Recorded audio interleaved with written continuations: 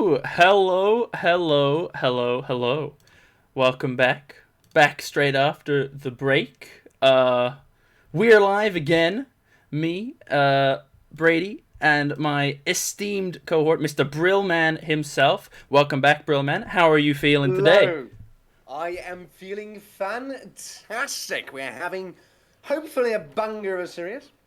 We've got Team Insomnia against the Crown of the Runes King, and let me tell you how much am I excited to see that. Like, honestly, every single game that is just happening, or at the very least the ones that we've casted before, were an absolute banger. The ones that we had previously on the stream were an absolute banger. Everything had been an absolute banger. I'm super excited. Of course, I think I'm super hyped again, and our co-casters were hyping us up earlier on. We got Division 2 material today. I am pumped. I love me some Division 2. I play in the Division 2 myself. I'm super ready to get this on the road. So we've got the analyst himself. You're like the Pedro of the Supreme League Europe. The Division 2 player himself. But yes, I'm here, and I think we should just get straight into it, right? Let's have a look at the draft. And yeah, you guys should be seeing the first draft. Yeah. Yes, we are. Tell me what you think. Okay, so overwhelming draft overall. We haven't seen Zach being played professionally or even semi-professionally in such a long time, and this is something that I'm extremely hyped about. Because Amumu was recently basically forced out of the jungle role, right? Yeah. So nobody really plays him. Nobody really goes to play him as a jungler, but they play him as a support. So Zach is something that we haven't seen before, and boy, oh boy, is this an interesting matchup. I mean, I completely agree. They bring in the Zac to the party. I expect to see some ganks. I'm expecting to see a lot of fiesta, a lot of fight, a lot of skirmish from Crown of the Ruined King this game. They brought the Zac. They brought the Amumu. They brought the set. Yeah, I mean, they said it themselves, Comfy. The Zac Jungle Special. I'm excited to see it happen, but it's not important. It's like a special sauce, you know? Oh, yeah, the Zac you've sauce. got a meal, yeah, and then you need to put this gold sauce in there, the green sauce. That beautiful slimy green sauce. Yeah. Yes. Oh, We're vibing, mate. We're I mean, vibing. true. I mean, but I think it's important. Insomnia brought a bit of green of their own to the party in the Thresh. Zach's a big party fan. Thresh, maybe not so much for him. Maybe didn't put him on the invite list, but he's here today. Well, he's on the list, not the invite list. It's an invite list in a sort of understanding of it. Yeah, of course. It's just a list of death. Yeah. But like whatever. Same. It's a list, man. Yeah, as Chris Jericho in the WWE just said like some time ago, you just made the list. Perfect. And I mean, okay. I'm just gonna quickly run through a couple of the bans as well. I mean, decent ban, I think, especially in the Ezreal, if you're gonna play an MF Amumu bot lane. I think you don't want him getting around. You don't want too much in the way of mobility. However, a great pickup in the Thresh, and Insomnia banning out the Yuumi. We've been seeing that a whole load in Worlds these days. That Yuumi all over, especially with the MF. Yuumi first pick, the one that everybody finds for this extremely potential of playing pick. This cat is not here to play around. No, it's definitely no, not. Definitely not. Ansama knows how to put it lightly. The most embarrassing way to type in League of Legends after you get an auto attack from the Yuumi. Oh, yeah. But yeah, I mean, if I can get it open, I guess we just jump straight in. There's no waiting around today. There is no streamer delay. We can just jump straight into the game if it'll allow me to. If I can figure this out real quick. Go ahead and figure this out. But for now, I'm just gonna quickly recap the draft for everybody else. So for the Crown of the Ruined King, we've got Set as a top laner. We've got Zac as a jungler, Annie as the mid laner, which is again something that is incredibly interesting. And we got Misfortune and Amumu in the bot side. Now for Team Insomnia, we have got ourselves Poppy, Okay. who is in the jungle. Then we've got Camille, a powerhouse pick Yeah. for the top side. Then we've got Syndra, again, an extremely interesting pick as well. As I say that, we should be jumping into game here. Slowly but surely. I pray that it works. I think it does, ladies and gentlemen. I'd like to welcome you to the Summoner's Rift. Cool. Perfect. Welcome to Summoner's Rift. Perfect. But yes, so that the whole draft looks extremely interesting. And here, further on, we've got the cheesy 30 level 1 seconds strats until coming. We haven't seen a from- lot of cheesy level 1 strats today, but with this Thresh, he probably started Q. Not exactly the best way to be spotted. Sight is going to see them around, even going to put a ward there. Another ward coming from Team Insomnia. They will know that there's somebody around there. They have a little bit of information going on. Thresh still a little bit upset. He's been put on the wrong list, and he's out for a vengeance. But, you know, respectable. Respectable. Yeah. It is definitely so. Minions Also has would like to spawned. notice the Summoner Spouse for the AD carries. Just League Things decided that it's a good idea to run standard issue heal, while Fire is running Cleanse. I mean, it's an Amumu. There's an Annie. I think Cleanse is going to be pretty important in this kind of a game. It's almost like playing against a Leona. You kind of just have to take it. And, yeah, I mean, Junglers opting to start on different sides of the map to start this game off, you know. The Zac opting, you know, Shrek opting to path towards the top side, while Fugel's actually opting to play for maybe this bot lane, or just, you know, to get obtain herself a Scuttle Crack. If he's Shrek, does that mean the moment you pass CD, the only thing you hear before the person's jumping on you is somebody will- Oh, man. What I want to ask you is a very simple question, right? So, you've got those two teams, right? Yeah. Where is the points of interest for both of the teams? And we've been speaking in the previous best of 3 series that we've been casting together. Of course. Where you've got the bot side as the weak side or the strong side, and then you've got top side. So what do you expect from this game? Well, to be honest with you, anything could happen. I think you can definitely make a strong side out of a set lane. You can definitely make a strong side out of an MF Amumu lane. But on the flip side, for Insomnia, you can 100% make Aphelios your pivotal point as perhaps an early first blood. Flashes out, just barely gets the level. Oh, that's another flash. Very aggressive flash. I'm even and from Vrex as he's going to pick up the first blood and the solo kill on the mid lane. I mean, yeah, King Daddy Sage nearly just barely living with the flash level up, but, you know, Syndra flash follows. Zac, unfortunately, just barely whiffing the E because of the flash. And yeah, a very nice kill from the mid laner of Insomnia. That's a good start from Insomnia here. They are unfortunately yet to win a game in the SLE, if I'm not mistaken. So perhaps things are going to start to turn around from this game. Of course, just in a way, talking about the fact that getting a solo kill on the mid lane, even, especially on Syndra, the mid lane you can potentially support, not support, but how do you put it? I don't no want flash to put Annie. it because that's a CC chain, and King Daddy Sage is nowhere to be found yet again. I mean, look at the mid wave. Like, this Annie doesn't have TP. She has Ignite. This is an 0-2 Annie with Ignite, and her wave is frozen. And as I say that, MF does look to be getting engaged upon. It seems so. Here comes a good prop from the passive, and I think that Poppy is there for the follow-up. With Poppy, that seems to be like a very not pleasant situation. Ignite coming in onto the Aphelios, and Momo trying to find at least some kind of a kill. Set in the meantime, use the teleport, but that's a double kill for Poppy. Yes, the kill is going to be exchanged. But what a disastrous start for the Crown of the Ruined King. I mean, yeah, they tried to TP in their top laner. Unfortunately, it was just a little bit too late. MF tries to flash out again, just barely dies. Could have easily lived 1 HP, but Fugel's doing a great job of getting around the map in this early game. Having now the one in problem, that bot trying to jump around as much as he can. Stuck up the passive, might have the shield pretty much ready, but that's a very scared Poppy, and now Syndra also is on the chase. I think the Team Insomnia is just going to drop it.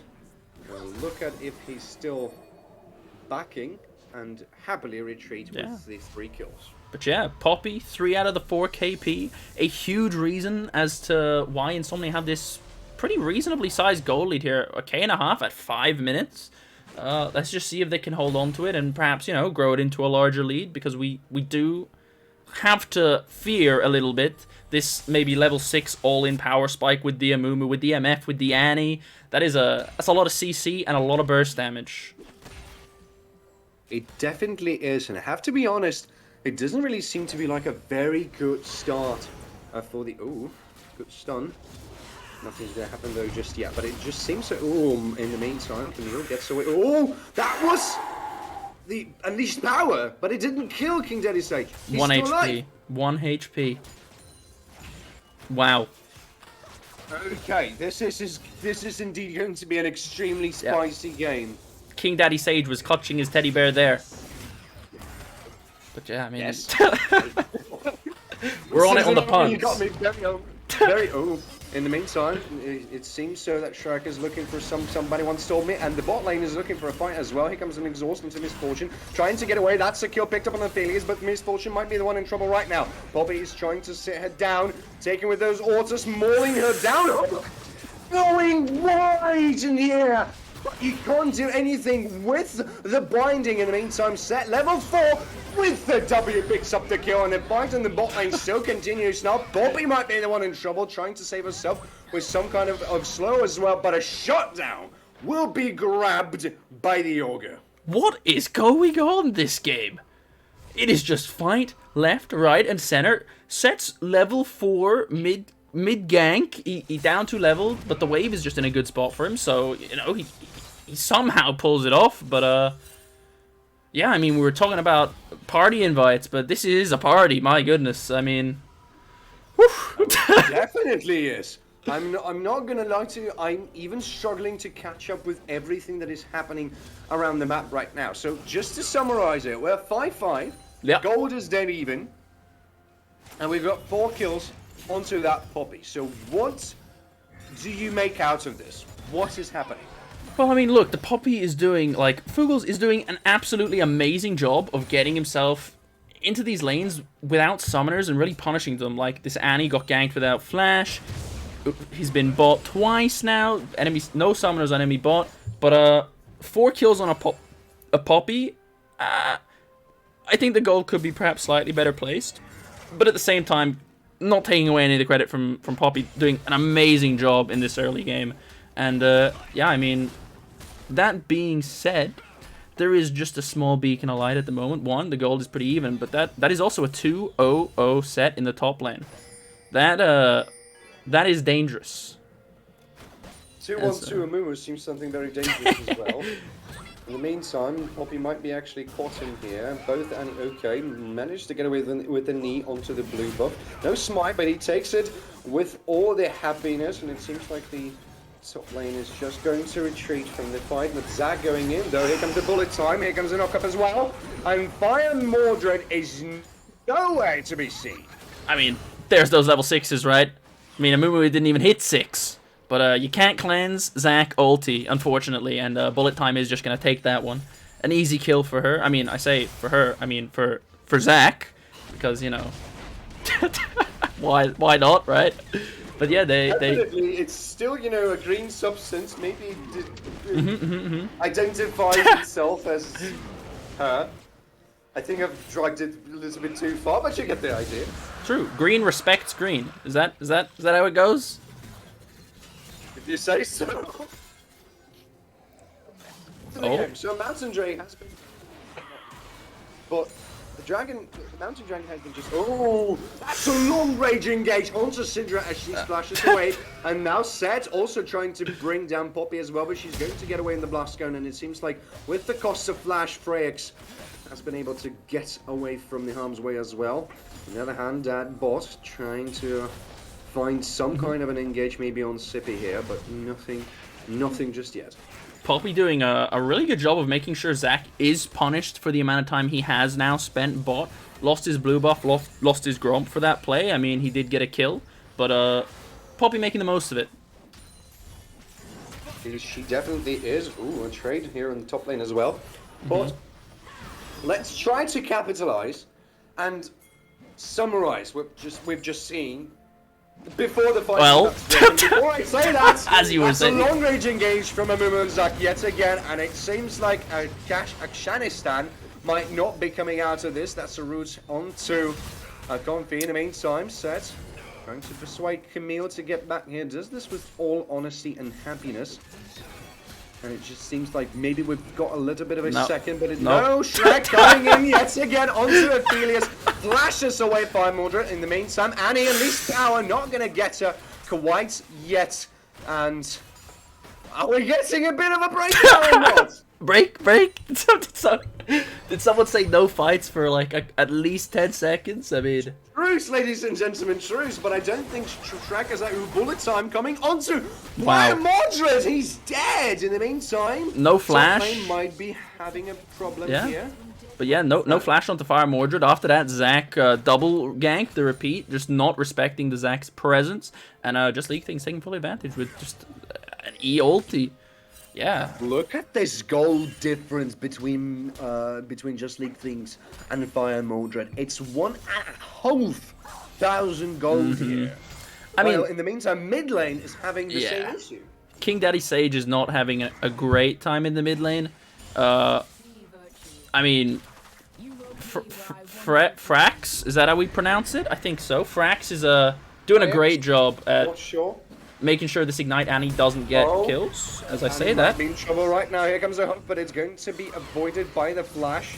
Syndra trying to pick up on a kill, but and there's a Herald. To do so, but there's a Herald also, yes. I don't even remember them getting Herald.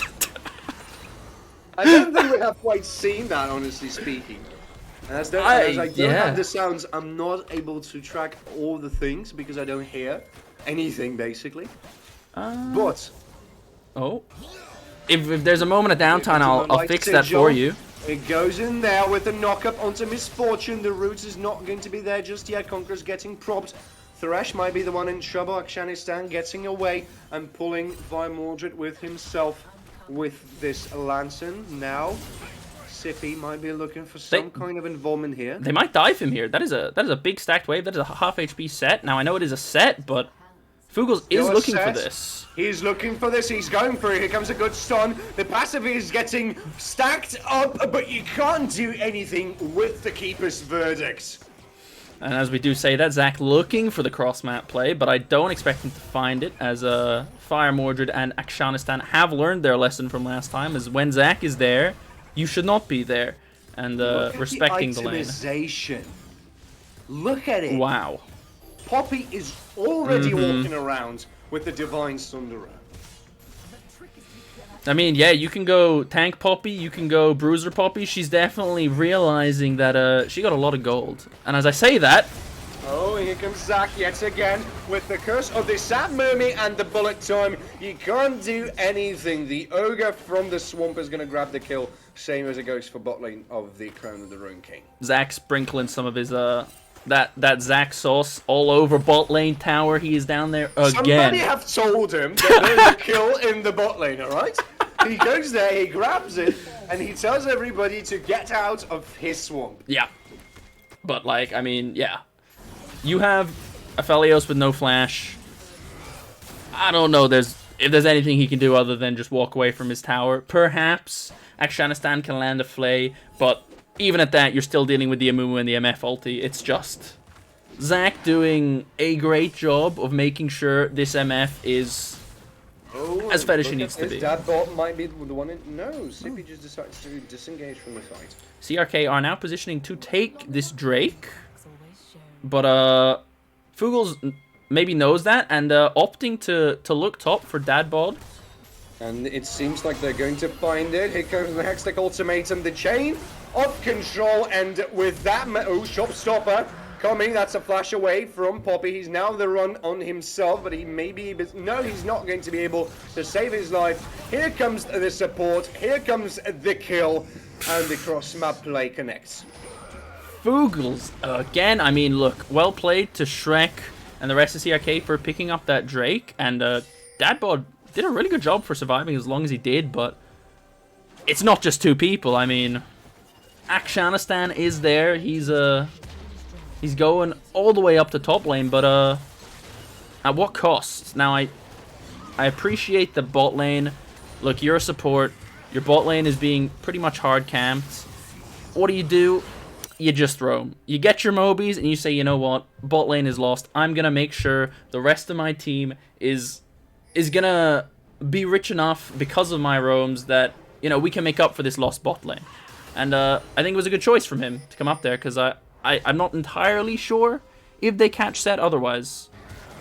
And it seems to be working for them just now. The second Herald of the game is going to get grabbed over here by Team Insomnia. And now what I'm interested in, where are they going to pop it? But we might not see it just yet. Here comes a stun onto Annie, and a death sentence connecting! King Daddy Saj is nowhere to be seen. I mean, max range there from Akshanistan. I mean, Annie didn't even get an opportunity to use the Tibbers or the stun to get away. But yeah, really well played. Really well layered CC from Sippy and Akshanistan in that play right there. Things are not looking rather well for a Crown of the Rune King. There's a almost, is it two? Yes, it is 2,000 gold difference. Oh, death sentence connecting onto the Amumu. Here comes the Lantern. Here comes, and the sad, or the curse of the Sat Mumi rather, is not going to save you from the whole team. Oh, Misfortune might be in a bit of a trouble. But yeah, another kill donated over to Frakes. I still am not entirely sure how to pronounce that, but work in progress as the Rift Herald is summoned down mid lane once again. But it just seems that we're going to have another fight picked up here. The turret is going down. Zack's passive might be the thing that saves him from the fight, but here comes an exhaust. The box, the Hextech ultimatum, and Just Leave Things is having no time to react and no time to escape. The tower and the kill go over to Team Insomnia. You are going nowhere, Just League Things. I mean, the box comes down, the Camille comes over the top. Yo, we don't care if you got flash. You are dying. Oh, man. Oof. It just seems so unbelievably... Oh, my God. So now that bot is the one in trouble. Here, another chain of CC. W is not going to save you this time around. Tries to get away onto the shop stopper. Maybe even going to be able to grab a kill with the help from Zack. That's a good shot down now. Aphelios is the one firing up all the weapons that he has. King Daddy Surge flashes forward to get the kill. Now Aphelios on the run. He tries to retreat. Maybe he's going to be able to do that because of the minion wave. I mean, if you can't perma-CC this set, he is going to get his W off. He is going to get his ult off. And I mean, he's just so damn good at living so damn long. I mean, you can't just dive someone that is as tanky as a set can be, but he does a great job of living for just long enough so that his team can come in and clean up the leftover kills. Ooh, Annie. No flash here. In trouble. King Daddy tries to run away. Here comes a good knockup. Death Sentence going absolutely wide here. I mean, a great look there from Akshanistan. A little bit unlucky with the Q. We're going to say it was a great juke from King Daddy Sage, but not twice. Death Sentence connects, and the Tibbus might be actually the thing that saves him from this time around. The Lantern's going to go on, and the reinforcements in the face of the Sat Mumi might be the thing that's going to save them. But here comes Fugos. Maybe she's trying to look for some kind of a pick for herself. And the bot lane might be opting here for a retreat. Might be the wisest choice here. And it just seems so that this is exactly what they're looking for. Recalling. Oh, that was a very dangerous recall here. I mean, yeah, Akshanistan perhaps just barely missing his first hook, but making sure the second one does land. Oh, here comes, though, the Shrek. The cleanse is not going to help you with that much. CC Just Leave Things got the first kill, but now he's the one in trouble as Poppy is here. Bullet time onto Thrash as that's a double kill. But here comes Camille. Might have to be changed CC here, and she is trying to get away. Triple kill now for Just Leave Things as Thrash has nowhere to run. Quadra, maybe we will even see the Penta. Thrace tries to get away, tries to run as much as he can. Maybe he will be able to do that. Goes airborne just for a little bit. Now Set is the one trying to pursue with the flash, and he tries to get him down. but Just League Things realizes this is not the Penta he's going to get today.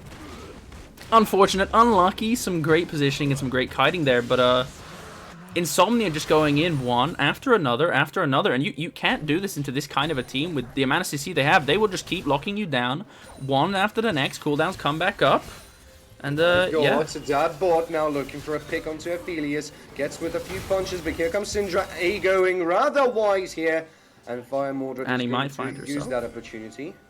And he might find himself in a bit of a tricky situation by judging by the picks. It seems like Team Insomnia do know that Thresh now is the one on the chase. Gonna connect with the hook, and there's nothing you can do with that much damage. Frakes picking up the kill. Tibbus almost getting Syndra down. That's a fiery bear. Not quite fiery enough, though. But he's literally on fire. I mean, literally, he's on fire. She's a firebender. Is she a Zulu? No, she's not a Zulu, is she? My League of Legends knowledge is not quite there. It's Avatar. I play. But okay, Poppy now the one into a very bold engagement here. Here comes some reinforcements with a moment misfortune, and Fugos realizes this might be not the best idea to fight here and gets away from the harm's way. I mean, yeah, now both teams just looking for that vision. I mean, I say that, a little trade here. And the Poppy going in, tries to fight for the Scuttle Crab, and the verdict is going to connect onto Shrek. Here comes some reinforcements. The stun is not going to connect, but here comes the Scourge with this Amumi, combined with the bullet time, and Just League is unstoppable. The fight is still going though. A moment finding a pick onto Camille as Shrek is having fun a little bit in the... No, he is already here, and he's donating yet another kill to Just League Things. It looks like this is the Baron. I mean, again, just Team Insomnia getting divided and conquered just one by one. They're getting split up with all this CC that Insomnia do have. And Fugos might be looking for a steal. She doesn't have her flash just yet, trying to find as much as she can against Amumu and Annie. The fight is raging over here with this 2-on-1. Baron is going down very fast, but will it go fast enough? Yes, it will. Blue team secures the Baron, but the fight is about to get started even more. That's a first kill onto Amumu, but in the meantime, Thresh is getting down. Poppy still in the chase. Fugels trying to find a bit of a pig, but not able to do this just yet. The rest of the Ruined King are trying to retreat as fast as possible, but it seems so like Fire Mordred is on the chase. Might not be able to look for anybody just yet, and at least they've got one person down. Yeah, I mean, I think just to get one Baron back is pretty big, trading 1 for 1 there. But I mean, look at the gold. It's pretty much back to even. Like Team Crown of the Ruined King doing a pretty good job here of working themselves back into this one. They are also on Soul Point, and me being the person that I am, I didn't actually turn on objective timers, which is it's in 1 minute 47. Fine. It seems like the Annie might be in trouble right now, and yes, she is. Wow! Oh my God! What a bullet time! Going to secure a kill, and the second one is being donated to the Augur. Now Frakes might be the one in trouble, tries to get a play onto Misfortune, not actually quite able to do that. The knock-up, the double kill is going to be secured. Now Amumu onto the chase, both stunned and airborne, and Confi just getting away from the chase. The sheer damage from Just League Things, my goodness. Just look how much gold this man has. He is up like 5k gold on Fire Mordred this game, and that is a huge thanks to Shrek making his way down to the bottom side of the swamp.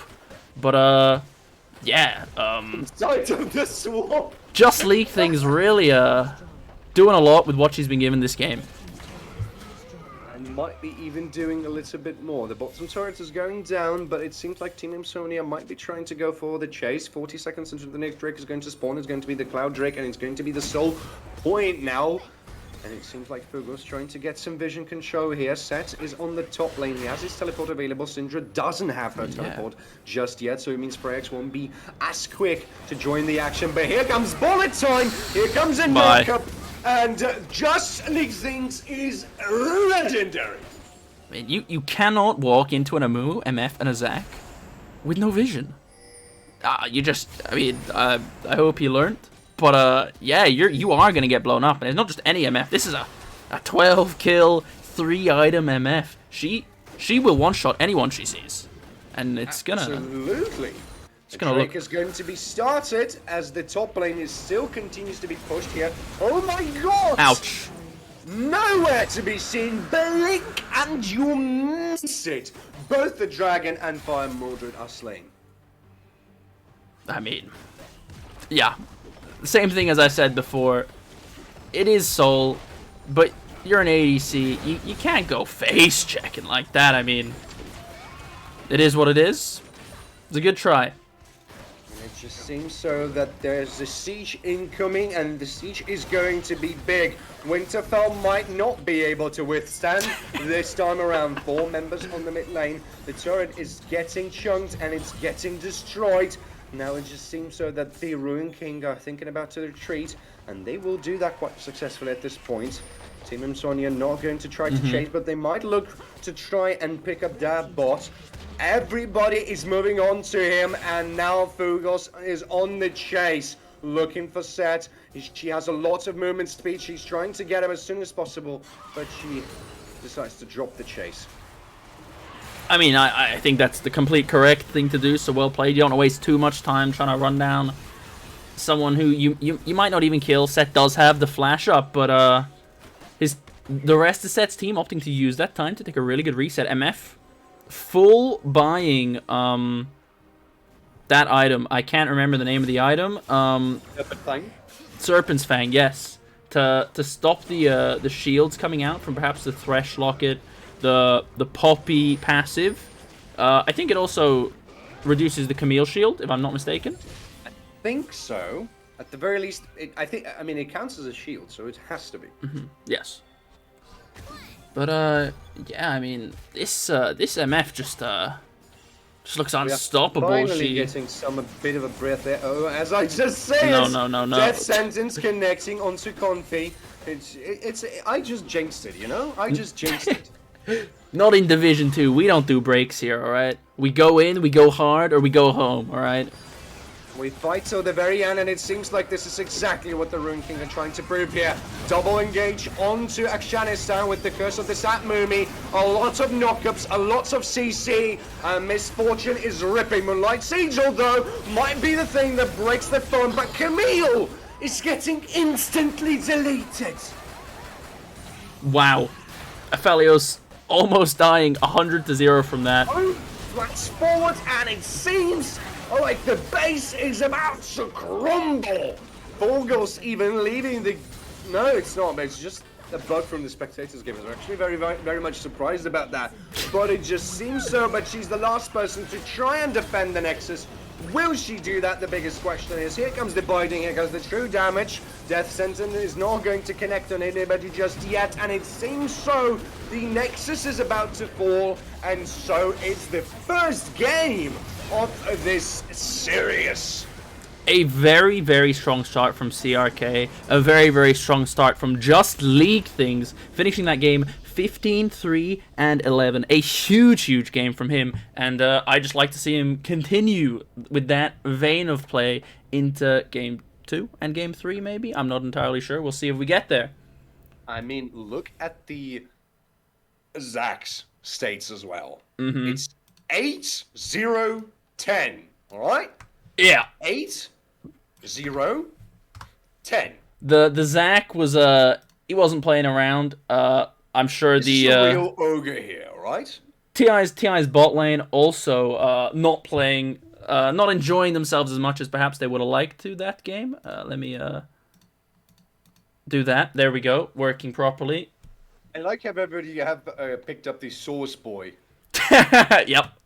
Sauce So- Boy Zac, respect. So Zac is just going to be a Source Boy at this point, I guess. What have we got so far? We got Spider-Man and we got Sauce Boy. We're getting there. Spider-Man and the Source Boy. I mean, If you know, you know. I actually forgot about the Spider-Man. Oh, man.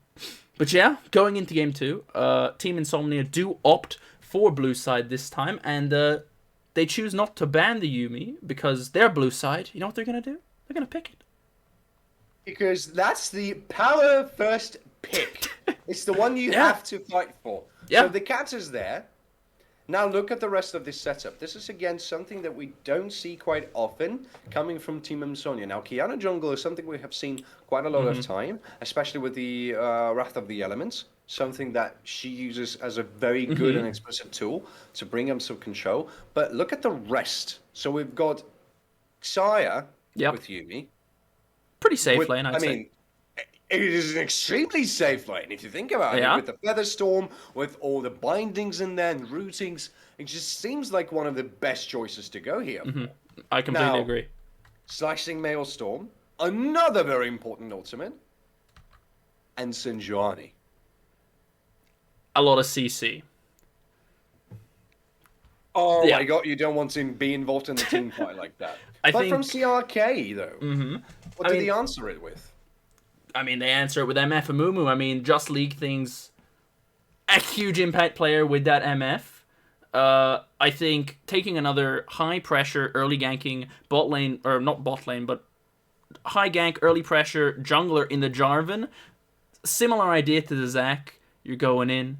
You're gonna press your R button, and then MF is gonna press her R button. If you think about the Cataclysm combines with the ultimate of Jarvan even ultimate of Misfortune even better. Of course, because with the bullet time and the Cataclysm, if you lock up two people, oh no, bang, rather not even to think about it. But what I'm very interested is, so you've got Gragas at the top lane, right? Yeah. Nothing way too different, not like way too surprising, right? Yeah. Why not? You can play it this way if you're able to do that. Why not? But Ari mid. I mean, there's a Kennen, there's a Sejuani, there's a Yuumi, all of these things that have like skill shot kind of based ultimates. Perhaps, you pick the Ari, you have your ultimate, a very versatile champion, perhaps not the most meta champ, but I think you can definitely get a lot of work done into TI's team this game. I think her ult could be very, very effective at dodging out a couple of Team Insomnia's big engage plays. You have to be in an approximately closed range, though, right? Because you can't really be as far, let's say, as Syndra is. Yeah. So my biggest question is, how well is it going to do into the combination that Team Insomnia has? Because there's a lot of ways to control you, especially from a huge range. I mean, I think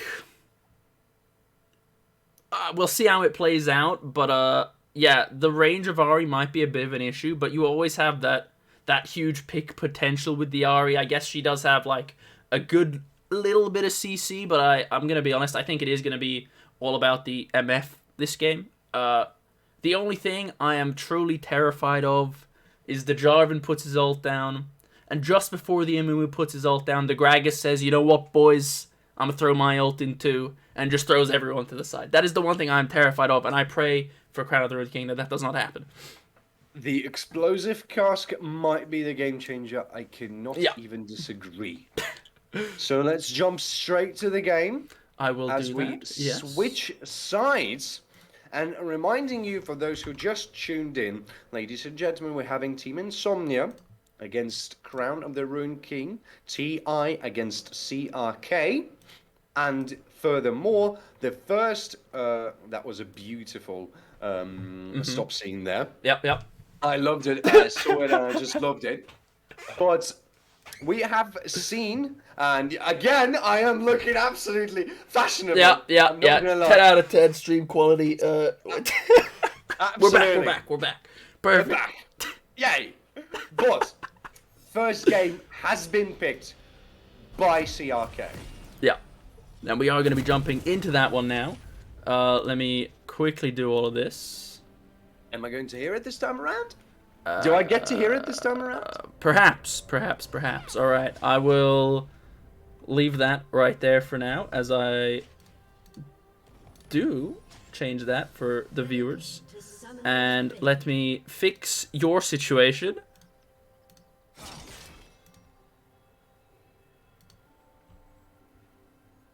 There we go. Also, hello. Everybody's telling about the fact that this is the wrong game. This is the wrong game? Yep.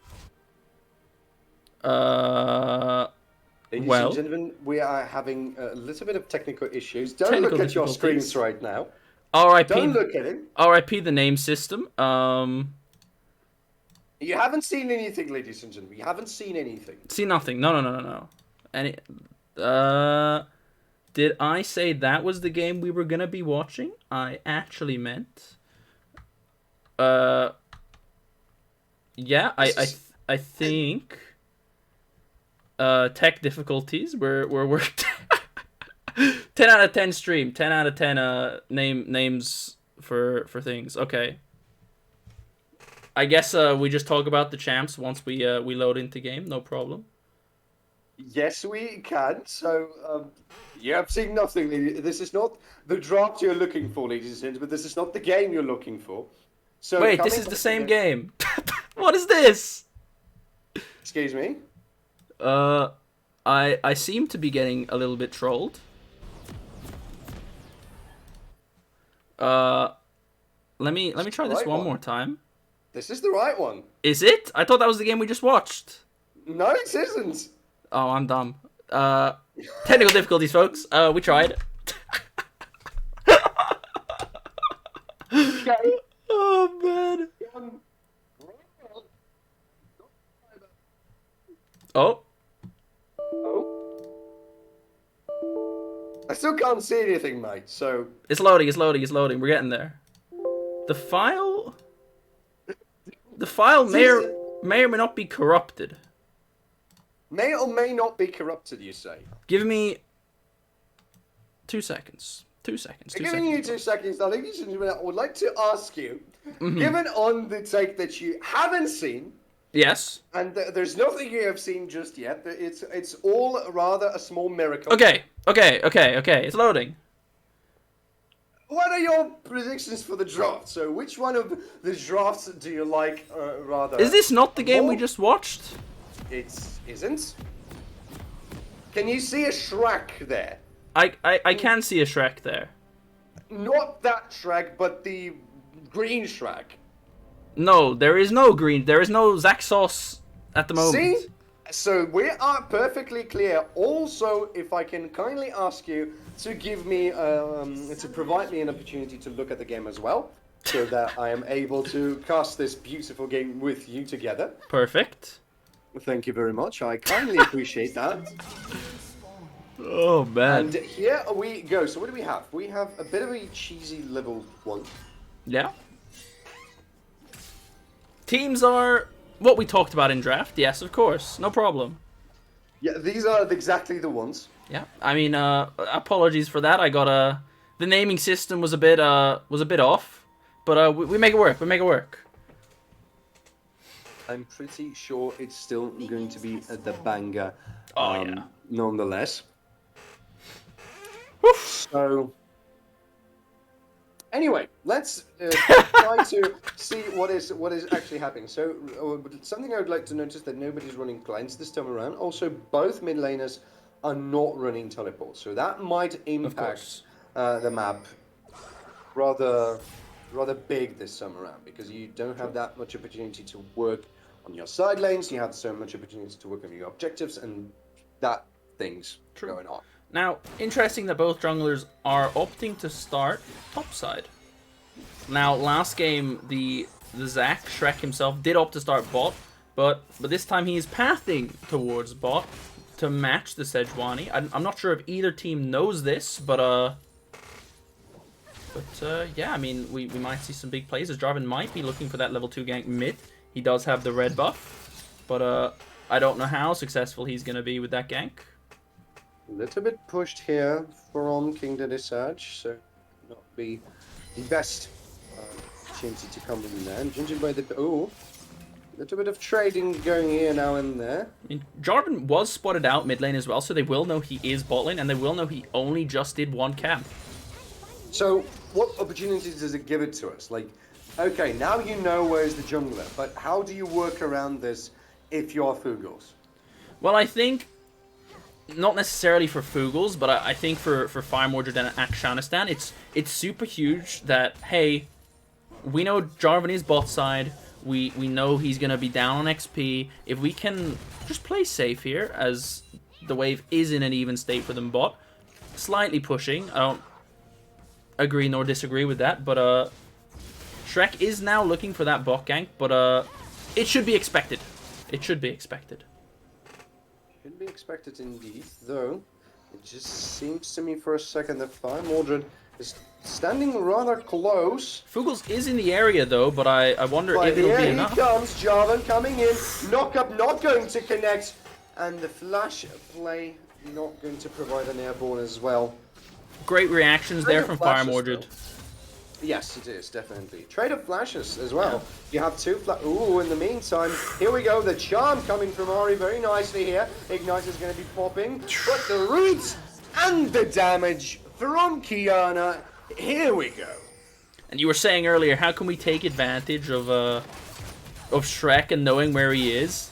Fugels 100% again, just getting this early pressure and these early ganks as that's a stun from the flash play, trying to get himself into the prison, getting them, but Gragas seems to be still on the chase. Flash coming from Fugels, she will get away from the chasers.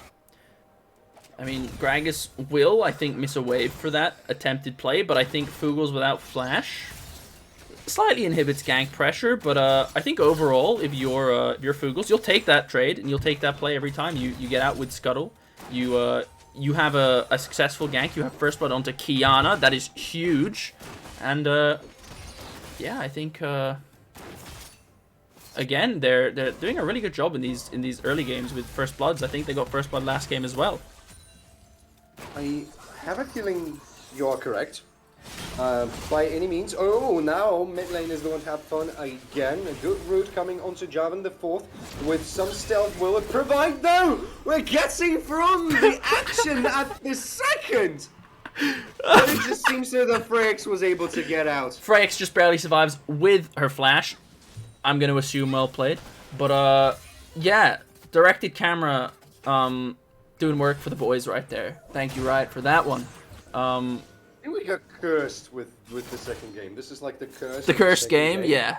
Is it going to be the on-stand point or something? They have the curse. The curse of the sad mummy, the curse of the sad game. It is what it is.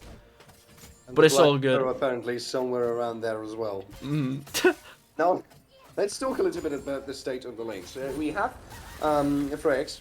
He is falling a little bit behind in terms of CS, but he's not falling behind in terms of kills. So he has the 1 kill on his hands right now, while King Daddy is still sitting on 1 death. Now, as I was just speaking, Fugels have found Jarvan here. He has the level advantage as well. Prison is getting connected. Airborne solo kill, and the top lane having fun as well. Slicing Maelstrom is going to provide the needed stun, and Gragas out of mana, out HP, and that's another solo kill on the map. I mean, Dadbot did not respecting Kennen level 6. Dadbot no flash, he knows that from earlier on. Kennen hit 6, he's just gonna go in. You can't get away from the slicing Maelstrom as Gragas there. But same again. Fugels knows he should be ahead in XP and levels. Onto Shrek because, you know, Shrek's level 2 gank wasn't entirely successful, but Fugels doing a really good job of capitalizing again with some great early presence from this jungle. And it certainly pays him off right now, or her right now. She's at 101 momentarily with a sustainable lead in terms of CS, and now hitting level 6, meaning the level advantage as well. So the moment she goes in there and tries to find some kind of a play with the Glacier Prison, it's going to be a rather easier pick for her right now than it is for Shrek with not having the Cataclysm. I mean, yeah, I just hope that Fugels can capitalize with an early level 6 gank, knowing that Shrek is level 4, level 5. Freyax will clear this ward, perhaps opening up an opportunity for Fugels to get into this mid lane. But, yeah. Again, very well played to Fugels. Does pick himself up that first Drake as well. Gragas does now ding 6, but doesn't look for anything as Shrek. Mid lane might be in trouble. Here comes a good airborne. No Cataclysm, not needed. The Cataclysm have come for Freyax. A good kill found in the middle. I mean, again, no flash. You have your ult, but when you can't move for the entire duration of the death, yeah, I mean, you can't ignite, you can't ult, you can't do anything. You just die. So yeah, again, super well played, and a super good use of this this Ahri ult charm off the knock up from J4. And this is what I wanted to see from J4. Even though, like, he's a level behind, he's still J4, man. He's still able to get off these crazy ganks as King Daddy Sage, unfortunately, will get his recall stopped. And we'll just back again, right in front of him, almost asking him to do it again. Oh, good damage with electrical prop. Here comes the Elemental Wrath with the Ignite, just a little bit ticky. Is it going to be enough? Not quite. Now, Shrek might be the one in trouble, getting with a good air bomb. Here comes some reinforcements. Cataclysm is getting dropped. A lot of CC coming onto Sejuani. She will die, but not just yet. Curse of the Sat Mumi. Good combinement with the bullet time. Not gonna get Fire Mordred down. Double kill for Kiana. I mean, great job. Great reaction from both teams. I think Just League Things and Comfy getting up there, but the wave is shoved in on their side of the lane. They don't have their level 6s yet, so Fire Mordred and Akshanistan can just come in, lay down the pain with the Feather Storm, Yuumi not even having to use her ultimate, and then Frex just comes in for the cleanup. Such a nicely played here at the bot side of the jungle of the red scene, but ooh, now Kennen might be the one in trouble. CP. Stun looking at Shrek. Shrek might be going in. Here comes a good stun onto Dadbot, but it seems like Kennen is going to know that he's getting chased. No Cataclysm available. That's a good airborne, but I don't think there's going to be a lot of follow-up. Here comes the slicing Maelstrom, and nothing is just happening yet.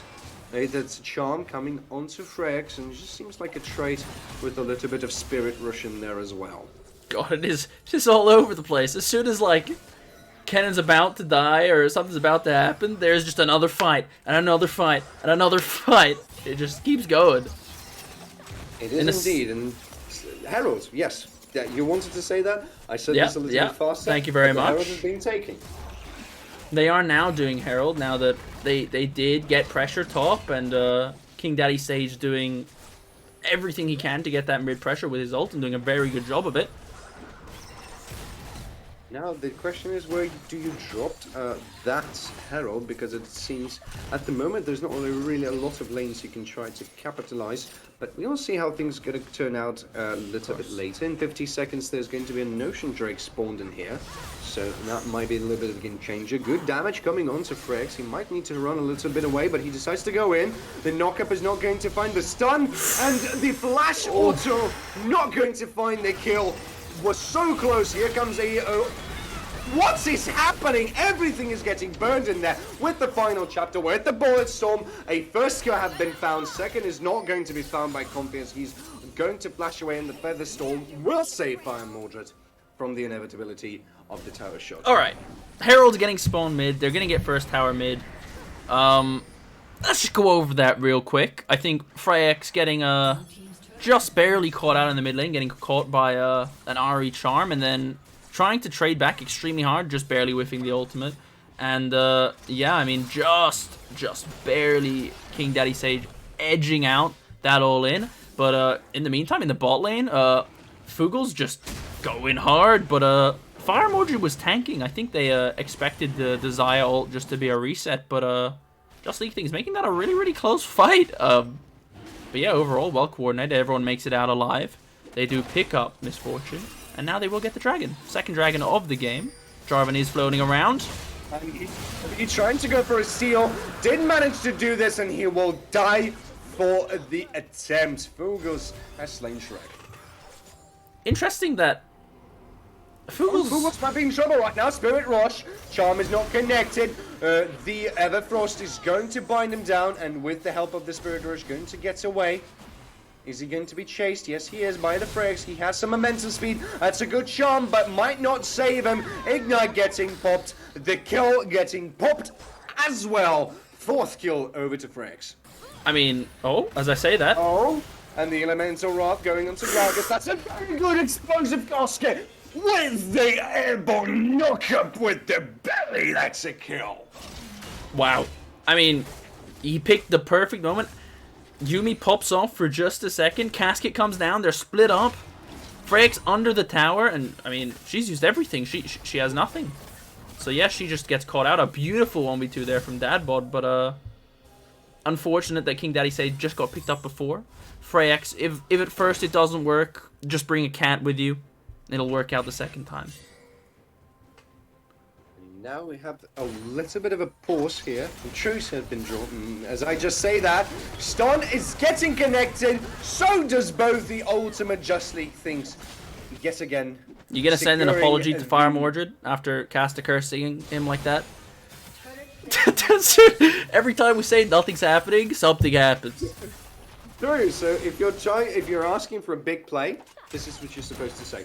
Now Jarvan the Fourth might be actually in trouble here. Blackshot Prison is available for Fugos. She's still on the chase, trying to find a pig, and she will indeed, and I would love to see what is happening. Thank you very much.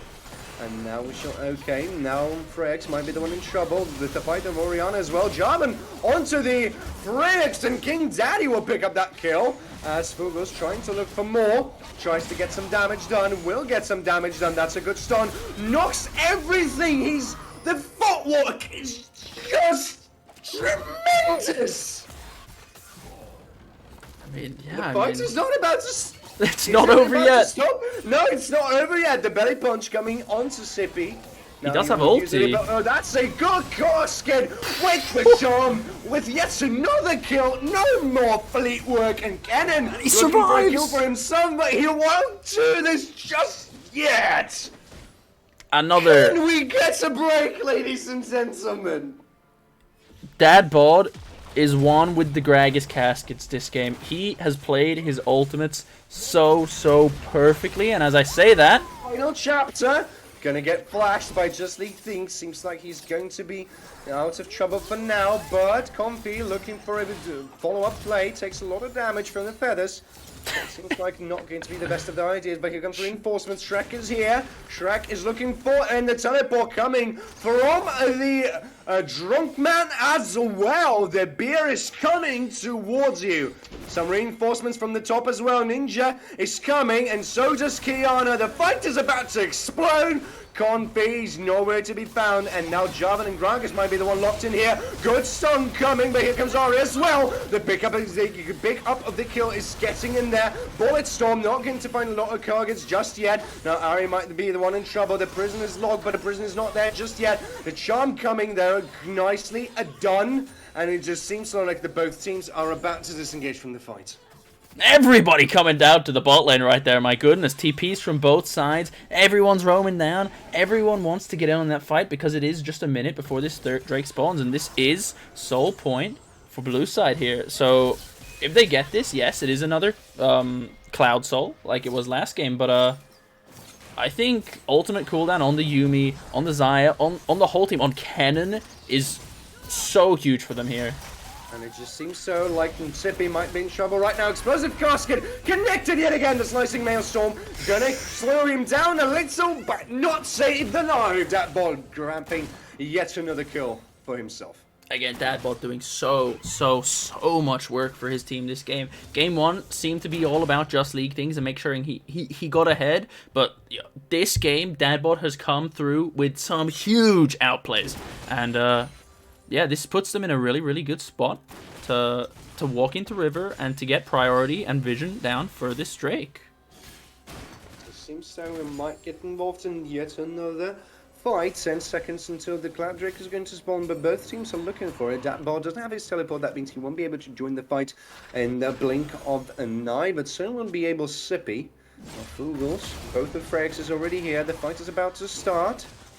In a second just now, the binding is not going to connect, but the charm might. Airborne not going to happen just yet. Rooted. Maybe the fight is about to continue, and in the meantime, top lane might get into solo kill, but here comes Sejuani. Good knock-up, do damage also with the curse of the Sat Limit will help you that much. Bullet Storm and Bullet Time coming in there with the exhaust play. Spirit Rush might save King Daddy's life here as he's running away as fast as he can. Blue team Team Insomnia taking the dragon, and the chase is about to continue. A lot of movement speed. Not going to find anybody just yet, but Ari might be the one in trouble right now. Not going to overextend in order not to be caught by Fugos, and it just seems so. Or maybe, just maybe, Kiana looking for a way in. Yes, she does. He's going to find Gragas on the back. He tries to get away. Everfrost, but survives. I don't even want to know how little HP did. 100 HP, God's sake. I mean, a fight on two fronts for CRK there. I mean, the Yuumi and the Xayah finding a really good angle for themselves, but overall, it just came down to a great, crazy engage. Both top laners not there, but opting to take the 4v4, and we really do see how strong the team fight of Team Insomnia's comp is, despite not even having the cannon there. And now you do have the J4 ult, the Amumu ult, the MF ult, but if they're not like layered correctly and onto multiple people and taken on your terms, they do become a bit lackluster. And that is what appeared to have happened in that last team fight. Now it's very hard to say who's exactly leading at this type of moment. Yes, Rex does know. Looking for. Oh my God! Wow. Pop. Bye-bye. It's just... yes, I am pretty much speechless, as Fugos might be the one in caught. Double dash, so she's not going to get caught just yet. But Gragas and Jarvan, they're still here. They're still looking for a fight. Maybe they will get one, maybe just not yet. Here comes Fire Mordred with the support of the cat on the book as well. Cat on the book. A cat and a book? Wow.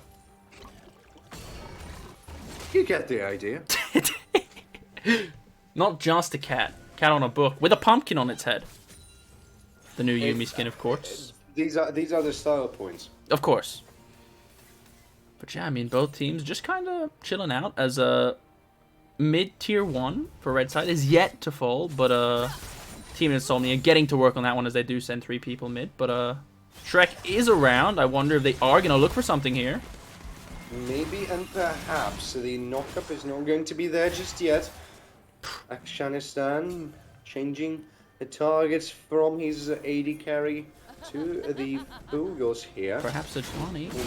Yes, and oh my God, Cataclysm! And because of the stab, maybe everything's actually in there with the Bullet Storm as well. And you blink and you miss it. 2 people are already dead. Now Kennen might be in trouble right now. Here comes the good root charm. Death! Wow. That's another kill, and it seems like the red team is not about to spawn. Yes, that's a good stun, and yes, that's a kill, but can you get away? Not you can't! And ace for the red team. It is just pop after pop. You die in a second, you die in a second. But that is exactly what I was talking about with layering the J4 ult, the Amumu ult, the bullet time. All of these things come together so well when they're taken on your terms, and I think Google's just getting a little bit maybe a little bit complacent, standing a little bit too far up, working the angle for Dad Bod Lunge to come in on that flank, and I mean, you saw what happened. I have a feeling the hero's going to get popped. I think somebody might even die here. Fugos is making his way over here. That means she will be able to try and fight for it. She might even punish Glacier Prison. Taking 1, continues to go, taking 2. That's -2 balance, and you might even try to extend even further. Gragas now getting caught here by Cannon. He's trying to go for it. The ninja is coming. He's dashing forward. He's Thoss, and he will get you with the shuriken. Now, King Daddy might be the one in trouble. Here comes a good prison onto him. Still tanking the tower, but can you tank for long? Airborne, you cannot tank forever. That's a showdown. Really, really well played by King Daddy Sage right there. Just barely waiting out till the very last second to use her ultimate to make sure Fugos is fully committed. And now with no jungler and a Drake up in 30 seconds, it's looking like Shrek may just get to pick this one up for free. Unless Team Insomnia can perhaps pull off a fight of some sort, get a pick of some kind in the next 10-20 seconds. See if Team Insomnia have anything to say about that. 10 seconds, this is the timer for Fugos to come back into this fight, but the dragon will be spawned at this moment. The rest of Team Insomnia slowly making their way towards it. You can see the ninja is running as fast as the ninja can. Just seems so that everybody's slowly stacking themselves up. Kiana going to be spotted, not going to be punished for stealing. Oh my god, who is punishing who? That's the big question. Elemental Wrath and both. Feather Storm not finding anybody just yet. Bullet Storm also used as this big trade of ultimates here. Good damage coming. Here comes Sejuani. Slicing Maelstrom with the Glacial Prison. What's a pick? Sippy with something out of Nuggery's book with a flank on cannon like that. My goodness. He comes in with... He doesn't need to use his TP. He doesn't need to use his flash. He just plays on the vision that his team just recently got. He knows they don't have vision there. He just walks all the way around, and no one's the wiser. He gets a free 3-4-man ult, even, with the Glacial Prison on top. No one's going anywhere. No one is definitely going anywhere. That's a show for Team Insomnia, as they are looking maybe to extend, but maybe not. Yeah, I mean... That's Soul, that's Cloud, that is huge for Kennen, huge for Xayah, huge for Yuumi, it's huge for all of them. The extra move speed they all get, especially with the ultimate cooldown that they get, I mean, it's going to be hard to walk into these guys because they're always going to have their ults up, and they're going to be fast, especially for the likes of Kennen. They love the extra movement speed they get from this Soul in particular, so it's going to be interesting to see how CRK does choose to play this one out and navigate now that the Soul has gone down. You can still try to fight for the Elder Drake, though, so that might be one of those win conditions, but it seems like Sippy now the one on the chase. He comes with a good charm, and Root is slicing. Maelstrom not going to connect, flashes away, and Zhonya's to try to save his life, but here comes the Spirit Rush. The Ignite, it's taking him down, as the Cataclysm was even propped to make sure that the deal was going to be sealed. Now, Fugel's engaging into 1v3. That's a very scary fight here. But here comes Reinforcements with the very good stun. Another fight basically going everywhere. Amumu makes on the slither of his HP. Not saying that about Ari. Almost getting away, trying her best. Almost from the other storm. You can do that, mate. Come on. But here comes Xayah. Charm is going to connect. But with all the fleet footwork, you can't go away too much. But look at this. The red team having something to say of their own. They're taking the first tower right now as the cross-map play. Maybe they won't try to extend their lead and try even to take the bot tower as well. I mean, a great collapse from Freyax there. Fugel's knowing that he can buy enough time for her to get down there as a... Okay. She lets the gay and reconnects back. Style points. But yeah, I mean, just a great job of buying time for her teammate to get up there, and it's just super unfortunate that still doesn't want to play. It's fine. Yeah. That Comfy did manage to barely get away there with her flash, but unfortunately, King Daddy Sage, his fate was sealed. Fire Mordred got up there. Freyax is there. They're all looking at you. You've got 100 HP. You're not gonna survive that one. I'm sorry. You died, but your team managed to get out, so I'm going to say well played to her for taking the L there for her team. Now you have to be even more on alert as you were before. There's only 1 minute until the Baron's going to spawn, and 2 minutes and 50 seconds until the Elder Drake is going to be spawned in the world. Both of those objectives, something that both of the teams are going to be extremely interested to see. And we have even a look to see, we have an opportunity to see and have a look at the, might be not actually wanted to talk about gold, but what you can talk about gold when there is fighting happening everywhere. I think there's going to be a collapse. Fire Mordred has to try and run for his life. Feather Storm with the stun, but Cataclysm is going to take you down. But here comes Curse of the Sat Mumi, not going to find a lot of targets as Frex takes the first kill. The Glacier Prison is going to secure the second, and now Gragas tries to make his way out of this fight.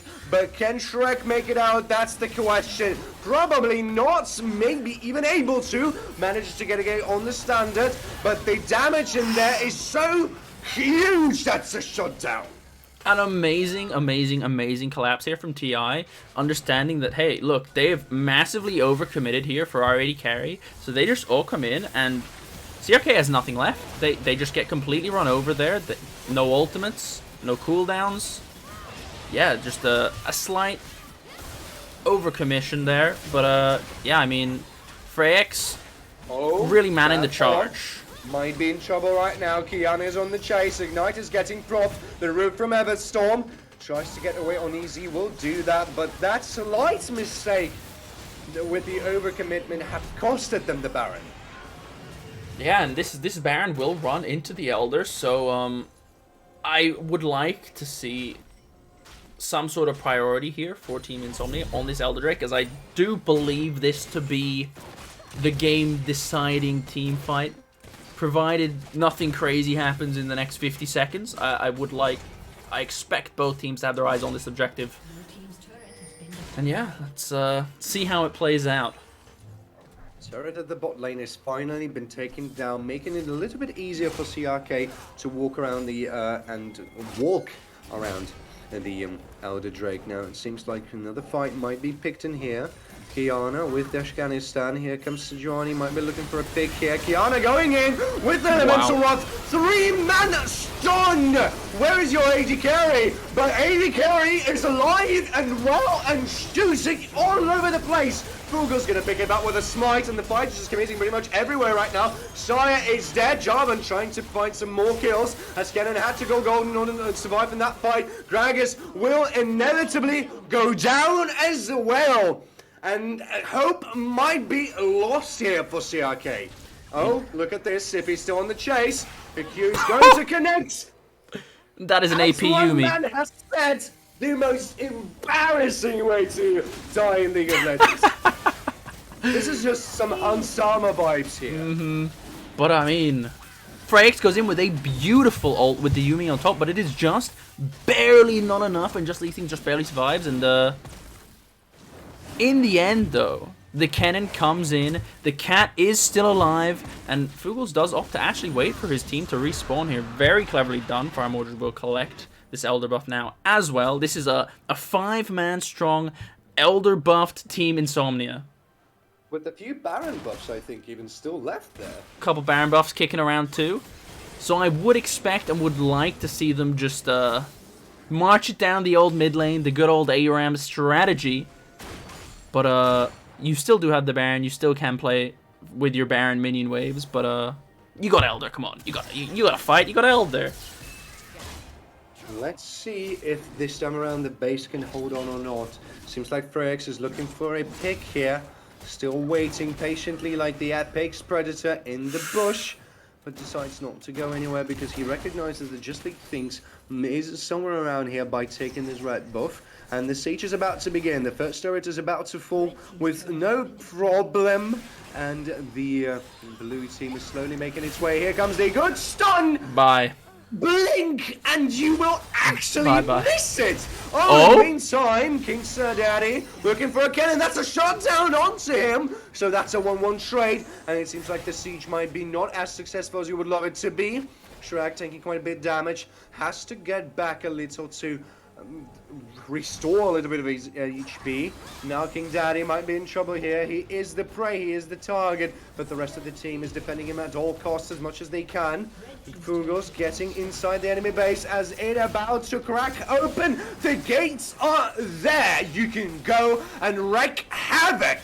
The Q is going to connect from Yumi, and it just seems so dangerous for the red team to go further. The inhibitor is going to fall down as well, and it seems like the next gates that are going to be smashed open are the top ones. I mean, yeah, doing a really good job of exerting pressure with their Elder, but it's a bit of a bush cheese battle, if you will. You know, Freyx finds a bit of bush cheese of her own, and King Daddy Sage is like, you know what? I'm not happy with that. I got my own brush. That might be trouble right now. Saya using her cleanse to try and get around. And Kiana now going for a fight. Gets away from the Cataclysm. That's a good stun. Finding Shrek down. Here comes the teleport from the cannon. Takes down some more. Vassal Prison coming in as well. That's a double kill for Fugels. As the base is about to be correct. Open King Daddy trying to come back. Trying to return and be the last protector of the Nexus turret, but they're falling way too fast. The first tower is destroyed. The second tower is destroyed. And despite the pick onto Clippy. It just seems like the hope has lost the second game going to TI. 1-1 here at the end of game 2. I mean, what a performance. What a comeback from TI this game. I mean, you have to say that, you know, they started the game early. They, there we go. Get that working properly. But they started the game early. They had the same early pressure they did at the start of game 1. They did a great job of maintaining the pressure that they had this time around. But, yeah, I mean, they just completely ran away with it. And, yeah, I think overall, a stronger game from them. Perhaps a game that went a little bit more to plan, more to the script. Definitely a banger of a game, not going to lie. Ladies and gentlemen, surprisingly, we're going to the third game. And it is the third game, I promise. And it is the third game this time around. So let's see what are the draft picks for those two teams. So again, switching sides here, and this time around, yet again, we're having something to be surprised with. Now, the very dominant bot lane we have seen, for example, being executed by the Rogue, is making an appearance. Lucian and Nami, something to really watch out for, even for misfortune with a Nico, a Talia, perhaps? I couldn't tell you off the top of my head. I'm looking at this draft and I'm actually not entirely sure who's going to be the support here. Talon support? That's a little bit too far. Yeah. Yeah. Too much. It's not Fnatic. It's not Fnatic. It's not Hylissang, all right? Yeah. It's not Hylissang. He would have done this, but not this time around. So, but in the hands of what we have right now, we have the introduction of the Talon jungle. Something that we have seen as well from the Worlds being played there quite successfully, actually. And Ari into either Nico or Talia. Yeah. It's yet to be seen. I mean, Talia is most likely... I'm so confused with TI's draft right now. I mean, it looks amazing. Yeah. But so confusing. So many flex picks that we might not see before we go into the game. I think, for me, I would expect to see that Nico in the support role. You know, her ult kind of acts very similarly to an Amumu's ulti. And we do know that, you know, their support has been an Amumu enjoyer for the last couple of games. But he wasn't. That was Confi. We're flipping the script. But yeah, still, Amumu was very popular. Let's of course, put it this way. yes, he's a very popular boy. He might not feel like it, being the cursed sad mummy that he is, but he is a popular boy at the moment in the meta. But Insomnia, kind of fed up perhaps with Just League things, getting this MF, so picking it up for themselves. But Crown of the Rune King responding with, yes, you said it already, the Lucian Nami. This is a very, very, very strong bot lane. I mean, I would like to see the Nami running the Electrocute, because I do think that is the standard with Lucians now. I wonder if it'll happen. I'm not entirely sure. What I think is interesting is the Ahri is back. It worked really well last game, I think, and they've decided, you know what? It went well, let's bring it back. It really did a very good job of just dipping in and out of these team fights, grabbing one-shots, making a couple picks here and there. So, yeah, I'm happy to see it back, and I hope it works the same as it did for them last game. Also, interesting enough, what you can see here is Jax into Camille. Now, it's going to be a very tough matchup for both of the top laners, and it might be the case that we may see both tops being played as the weak side this time around. I think when you have a Lucian Nami, you're kind of... They're your lane. You have a Jax, you have a Camille. They're both happy to scale up. But that being said, if either one of them does find a lead, be it through the 1v1 or perhaps a jungle gank, I think an early lead on a Jax or Camille becomes very, very difficult to stop, because especially with the champion role, the bruisers and the fighters do become the tank, DPS, burst mages of the game when they're ahead. They just have a bit of everything. So I wouldn't be surprised to see a little bit of jungle pressure set up towards this top side, but you got a Lucian Nami and you've got an MF Nico. These are lanes that do want to fight. MF Nico, maybe perhaps a little bit later, if it is a Nico support. But yeah. It's about to find out, ladies and gentlemen, match point. And if this is not going to be a banger, nothing. This is going to be just a banger. So, ladies and gentlemen, prepare yourselves as we are about to travel to the Summoner's Rift, and we will see the conclusion of the brutal fight between Crown of the Ruined King and Team Insomnia. Do not forget to leave your predictions. Who's going to win? Who's going to lose? This is going to be amazing. I completely agree with you. Wow, okay. 10 out of 10 production right there. The game should just be starting. Let me get that up for you as well. Thank you very much. I would very much appreciate that. I would never forget about you. I totally haven't done it in the past, and the game has begun. And here we go, wondering if we're going to see any kind of an interesting level 1 strat here. But both of the teams might be looking to play it a little bit more slowly this time around. We can now confirm that it is an eco support, and True. Also, Also, Talia running. Interestingly enough, the icons are slightly messed in the spectators mode. Is there a way for me to change that? Yeah.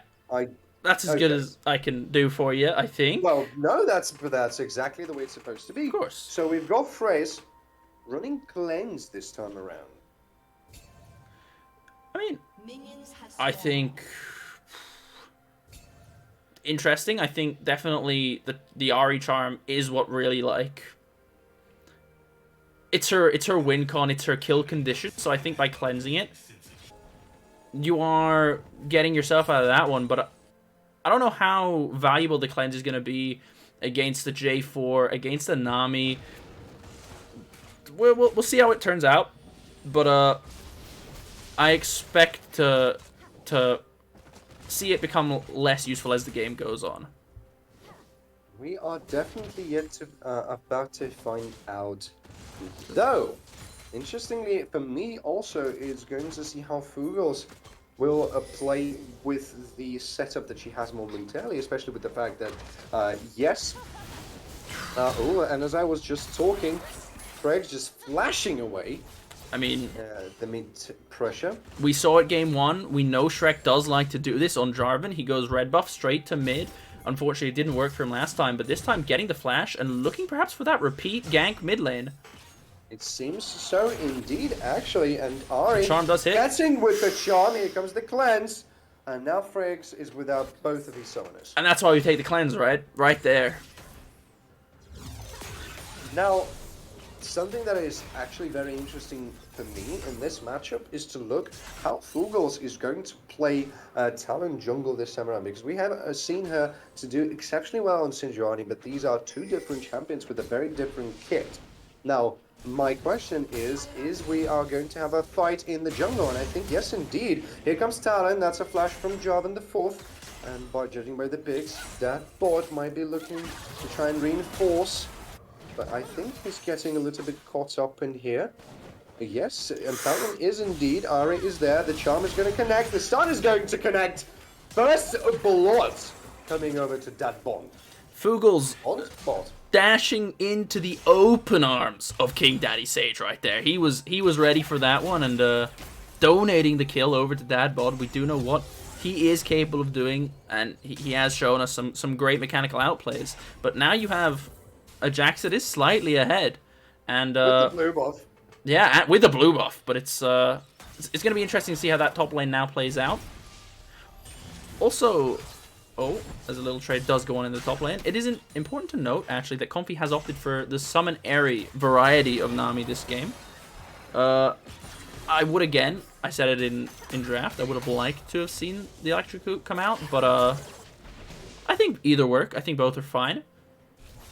I mean, It does bath Lucian in this particular instance, so that might be one of those exceptionally important reasons why is he running the of course. this setup. Now the trade on the top not going towards Jax's favor now anymore, and Both teams are just looking to slowly gaining some advantages on the map here, although looking by Frex, he's looking for some roam. There's going to be a lot of evading from Jux. He's taking Camille quite exceptionally low, but here comes the reinforcements. Talia is here, the knock-up, the kill, and that's some sweet revenge. The synchronization of Fugels and Frex there, super good. This is what you want from your Talia, really utilizing her passive to get herself around the map. And I mean, blue buff transfer complete. She has found herself with a blue buff, with a kill, and yeah, again, a great roam. Let's see if she can keep these roams coming now that she should be approaching the level 6 mark. Weaver's wall, of course, going to be a exceptionally good method of traveling around the map. Oh, yes. And getting more distance covered. Now, interestingly, Jax now going for a bit of a wider exchange here. Connects with a few nice autos and the stun, but the Spider-Man will get, or Spider-Woman in this particular instance, is going to get away. Now, the Drake has spawned here. Okay. Some trading. Now, King Daddy might be in a bit of a trouble. Some trading, but not resulting in any big fights. And here comes the Weaver's Wall we've been talking about. So is the Spirit Rush. Now, I'm so tensed around this mid lane. I have a feeling that at any given second, there might be a Norlin try to kill. I mean, of course, I completely agree. We've seen what both of these mid laners are all about in the last game, where it was just one shot after one shot after one shot. But now that Talia is 6, she can perhaps start to move her focus away from her lane and really start to impact the top lane, the bot lane, help out her Talon and really sync up with him. If they can somehow get themselves synced up and just arrive at a lane together, I feel like it can be extremely devastating for especially Comfy, because obviously Just League Things has a dash, Dad Bod Lunge has a dash, but this Nami can really get caught out by this Weaver's Wall. There might be some very interesting exchange coming here at the bot top rather as well. Camille is airborne, but here comes reinforcements in the side of Talia. Flash Warren from Dad. Bot will not connect onto any kills, and a double kill for Sippy at the top side of the map. I mean, Frex again, doing a great job of roaming on the map, I say that. And since in the meantime, Misfortune might be caught in here in a bit of an overfire. And yes, she is indeed. Bubble connecting as well. But the follow-up is not going to be there. In the meantime, King Daddy persuading and pursuing Fugels. A flash from Fugels, and the Ignite will not burn him up this time around. As it seems like the top side might be having a good no. I mean, the legs are getting this Camille out of this as the Drake is getting taken. Frex looking top again with the Weaver's Wall as it will come in. Weaver's Wall indeed. That's a Hexic Ultimatum onto this Jax. Shut down though will connect. A lot of dodging coming from Jax. The fight is about to still come Talia's on. No mana. No mana indeed. The Q will not connect. Wow. Dad Bod Lunge with a great outplay. I mean, Sippy perhaps getting a little bit low. Trying to take, maybe bait the fight a little bit too hard. Frex coming in and forced to flash out. A great outplay from Dad Bod. Getting a little bit camped by Frex without being too harsh on him there. But, yeah, doing a great job of outplaying it. Gets the ult. Teleports at the top. Let's not forget about that. This is going to be rather important. Yes, the Drake has been taken, but there's not going to be a big play onto the bot side. Yes, it is. Akshanistan might be in trouble, and he is! And he's nowhere to be found. I mean, this Lucian is 2-0. They're slowly finding their footing. They're slowly finding these leads. Yes, Sippy in the top lane is strong, but Dadbod, as just demonstrated, has the ability and has the means to keep it under control up there. So it is looking like Misfortune might also be caught out here. And yes, indeed, a lot of damage coming from those pistols. Just League Things is now on the killing spree. And this is... Oh, Ari might be the one in trouble. A good jump just barely saves him alive. 10 HP! Wow. Just as I thought I had a moment's break, King Daddy Sage just barely living, forced to ult away there. A great trade from Frex there. you know, buffering the Q into the charm. But yeah, I mean, as I was saying, you in the bot lane, Fire Mordred can never really walk up. Oh. Sippy might not be getting out of this time around. He props the shield, but he doesn't have his spider abilities this time around. Tries to get away, but he wounds from the charge auto. As the Herald is getting spawned in the mid as well. Tidal Wave, not going to connect onto anybody. That's a lot of gold coming towards Frakes and Fugels, as they both will make their way out, but the turret still stands. I mean, the side lanes here for CRK are just slowly starting to run away with this game. We see a, you know, gold lead starting to develop in both lanes. Both are sitting around a K to 1,500 gold.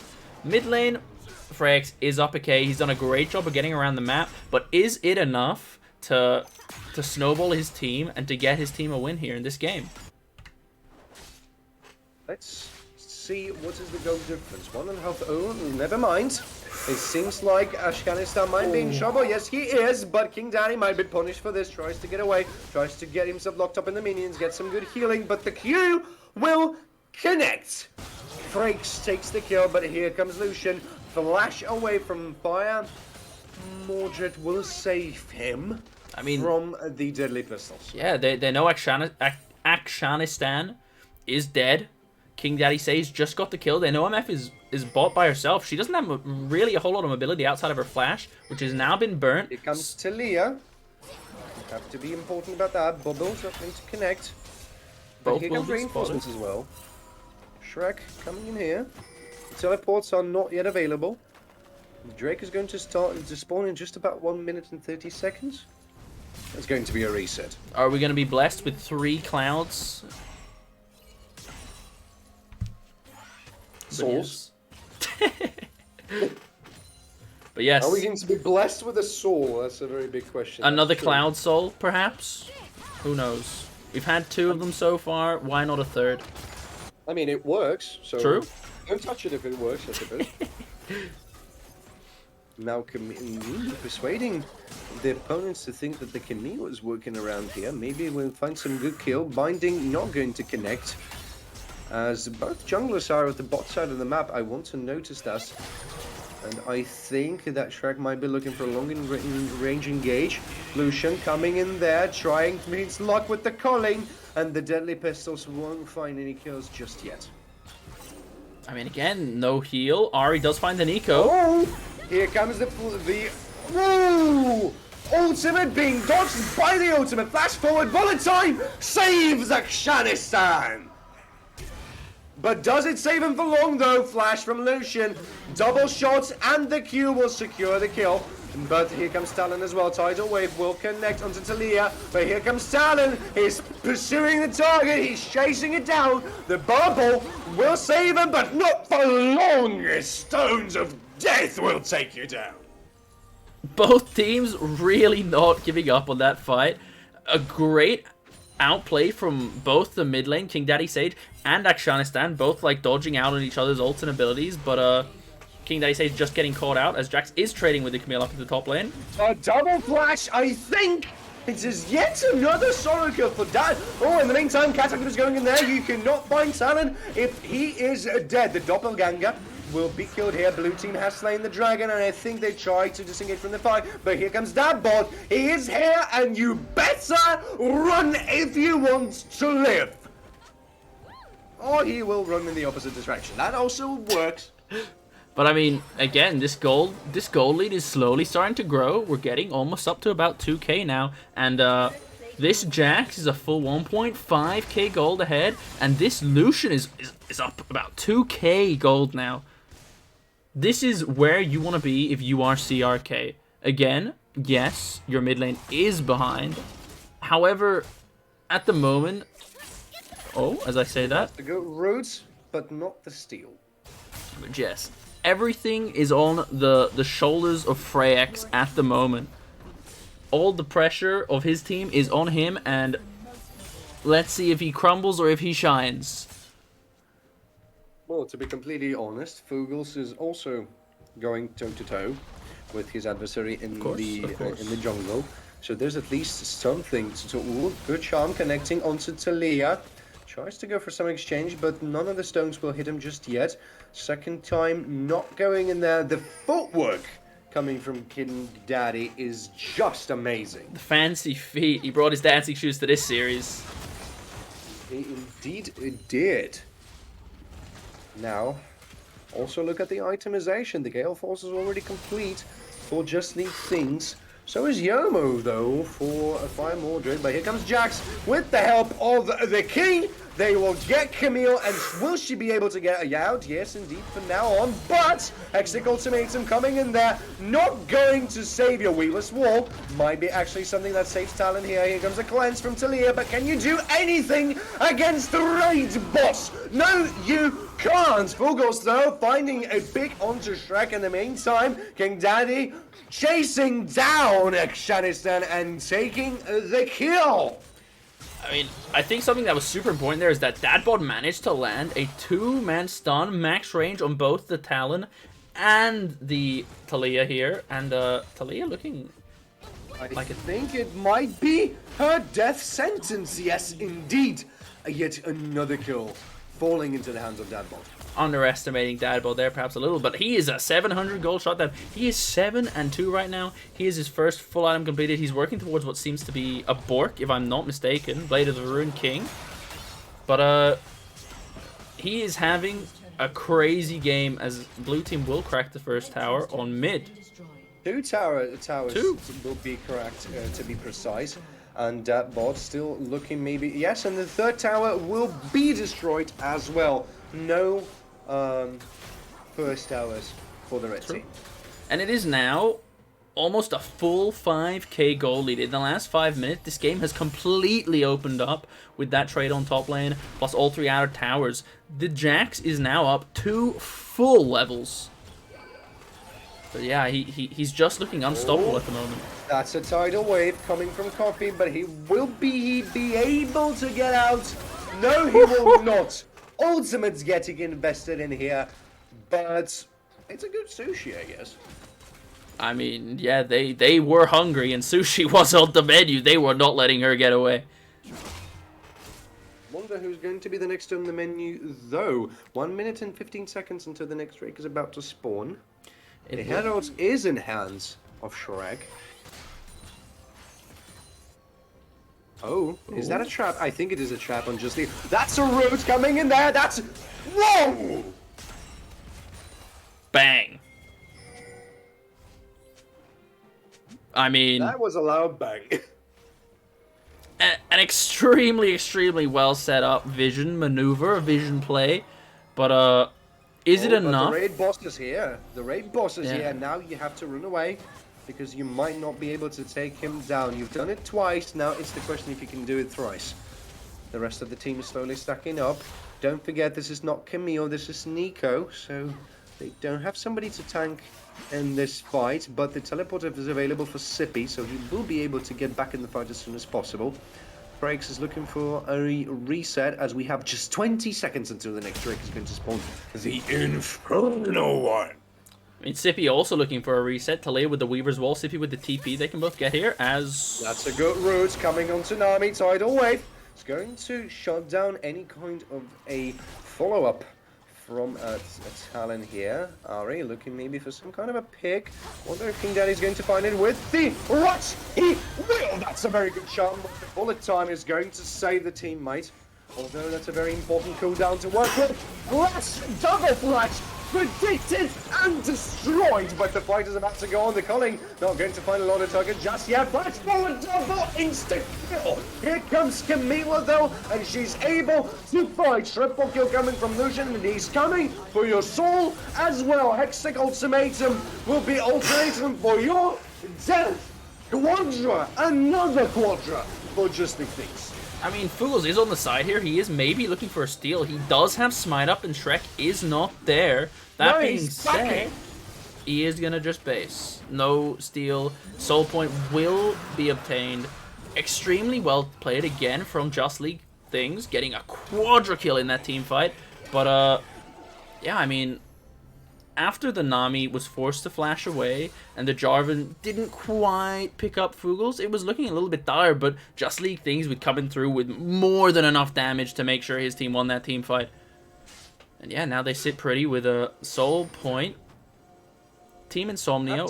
Oh, go ahead. Props to Team Insomnia though, because they were trying to kite out as much as they could with an amazing predictive flash coming from Fugels to get away from the Cataclysm and the overall catch that they made and the collapse onto Jarvan the Fourth. But it just seems not enough, especially if you're beginning your fight without Camille. And now, as I was speaking, here comes the Yomo and the Spirit Rush triggered as well. Good damage, but not down. He is yet. Tidal Wave onto Talon, not going to find the target, but the Duelist. Oh, that's yet another, the 10th kill of the game, coming towards Just League Things, and the calling may even grant him some more, trying to chase down this Nico. Will do that, the sun will not save you at all, and the siege is about to begin. Bullet time is going to bring some gold, but with the Gore Drinker, Jarvan the Fourth is still alive. Fire Mordred is nowhere to be seen, and Talia, without any mana, trying to save the base, but he will have to flash, and he will have to see the gate of the base to open up, the inhibitor to open up, and CRK are retreating, but might not be just yet. Just League Things is spicing things up with a little bit of a kill. I mean, Just League Things is up 3 whole K gold. Is it 3? It is 3. Not to mention, Dadbod Lunge is also up 3 full K gold. They will start this Baron, but this has to be absolutely terrifying if you're Team Insomnia. That is 2 huge carries. Not to mention, there is a Nami to back them up. You've got to be afraid, right? However, you still have the bullet time. You still have the Nico ult. You still have the ability to... Wow. Oh, King Daddy Sage. Now it's getting bitten there. The Baron fight is about to continue, but the jungler is nowhere to be seen just yet. Just a League Things picks up yet another kill for himself. Camille trying to do some job in there. Flies into, almost got the Baron, but not just yet with the auto. Justice League takes this in these hands. The Calling is going to find a lot of damage onto the Talon and the fight, and the chase is about to continue, but it's way too risky. Steps on the stone, and he's about to die now. Talia trying to use the stones into her advantage, but the Airborne is going to pick her up. Here comes the teleport from the Jax. That might just end the game. Can you do anything with that indeed? The powered-up super minion, one-man army he is. The Nexus turret is almost downed. Here comes the first Nexus turret, on the, not the Nexus, but the inhibitor turret on the top side of the map as well. The inhibitor is slowly getting chipped, and Camille is here to join the fight as well. So is Talon. Now it's 4-2. The Bullet Storm is coming and connecting. Java might be in a little bit of a trouble. He's trying to get caught in here, tries to run for his life, but he's slowed and he's shut it down. I mean, as you say that, the Nexus Tower will actually end up falling.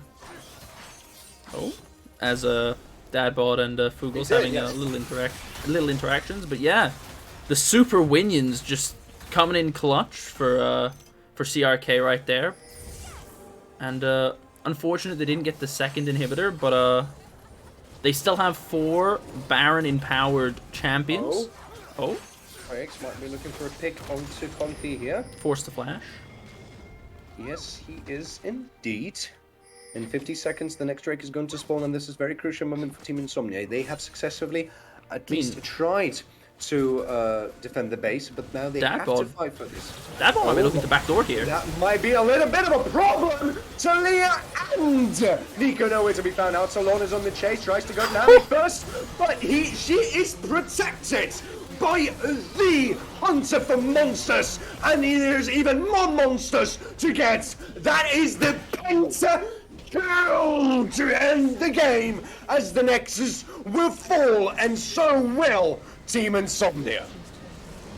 I mean, CRK coming in with an incredible pentakill right at the end there. Just League Things. I think he got 1 or 2 quadra kills this game and in the first game, so he has really been looking and asking for it. But finally comes through for him, finally comes through for his team, and a really strong-looking win here for CRK. Unfortunate for Team Insomnia, they did manage to just take one game off of CRK, and they did look quite strong in doing so, but unfortunately here today, it just wasn't enough. CRK 2, Team Insomnia 1, CRK coming out on top.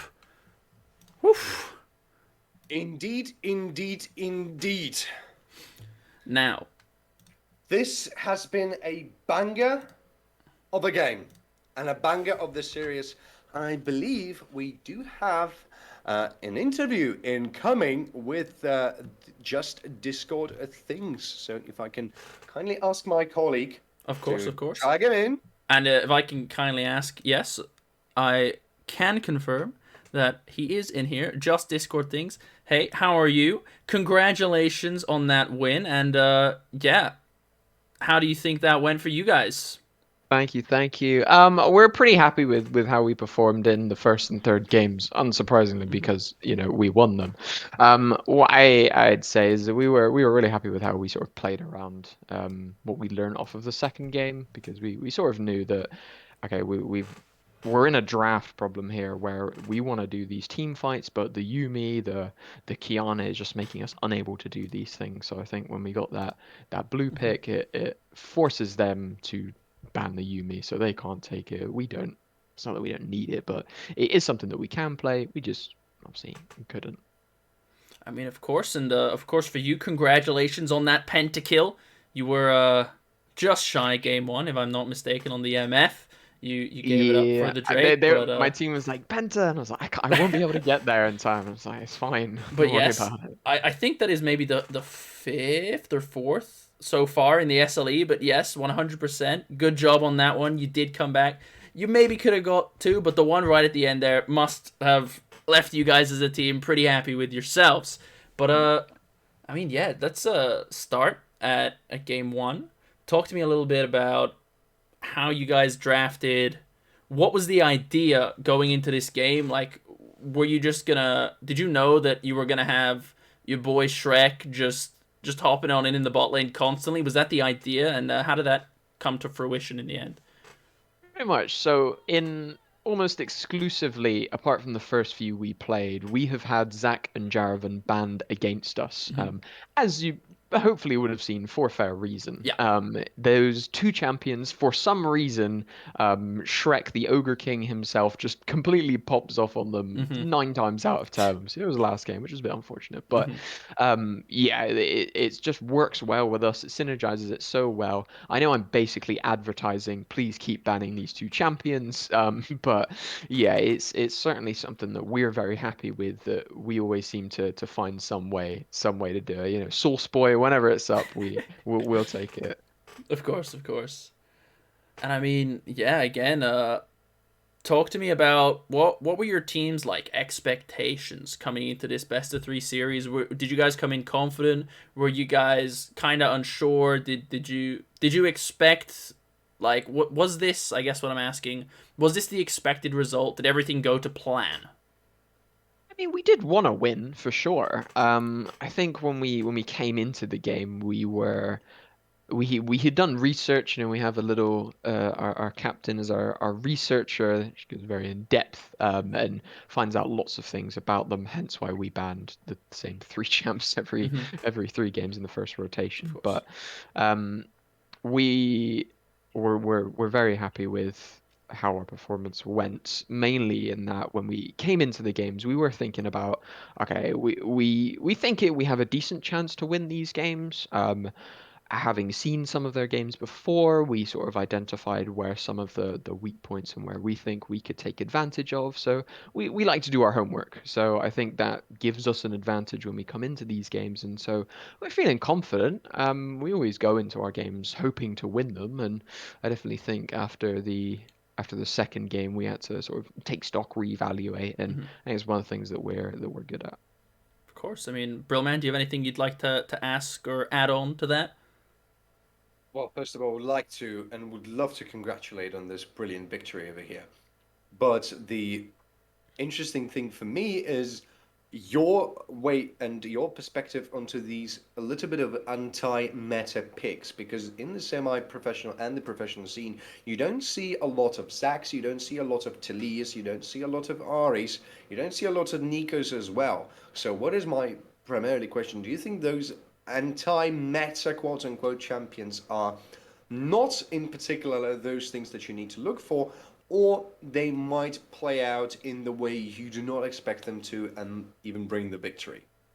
I think Nico specifically, one of the things that we were talking about when we saw it in the draft, the thing with their comp is it was very flexible. We were thinking like, is it Talia jungle? Is it Talon mid? Is it Nico top or back on the on-hit builds or something like that? So it was certainly quite flexible. You see what a ban out Kiana and Amumu because we're not sure what they're planning to do. But I think when it comes to Nico is, as you said yourself in the cast, in that it's very similar to what Amumu does with the AoE ult, with the snares on the abilities and things. And I think it's almost in the current meta, I would say Amumu is just better at doing what Nico does in terms of the supportive position. Um, I think, Zac, I don't really know what it is. I think it's the gank angles, the gank creativity that enables us to synergize really well with our jungler, where, we have good comms when he's coming, when we're planning the waves and that sort of thing to work with it. So I think Zac just helps to the long range gank capabilities and the fact that it comes with a setup, it just helps enable us even further. And Ari, yeah, I'm a Ari imbuer, my enjoyer myself. I don't know what it is. I think it's you reach a certain point in the game where if you land a charm, someone's going to die. And I think that that play style works really well with me when I play in my games. And our mid laner, King Daddy Seiji, the way he plays it is very similar. Where you land a charm, someone's going to die, and I think just it's sort of an under the pocket pick potential where you've got so much mobility with the Spirit Fire to land those charms and get everything going. So we like it. It works for us. We like the picks.